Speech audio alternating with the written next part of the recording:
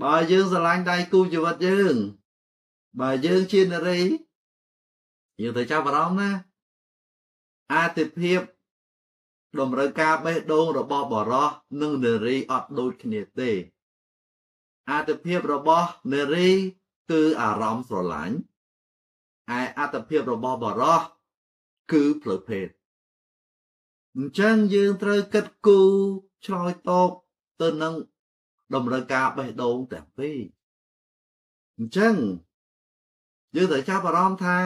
អារម្មណ៍5សំខាន់ណាស់អញ្ចឹងបើសិនជាខ្លួនយើងជាបរោះជាស្វាមីបើយើងស្រឡាញ់ដៃគូយើងត្រូវផ្ដល់អារម្មណ៍មានតម្លៃជូនគាត់ចេះយល់ចិត្តគាត់ចេះ take care គាត់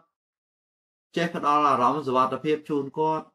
និងចេះផ្ដល់អារម្មណ៍ត្រេកអរជូនគាត់និង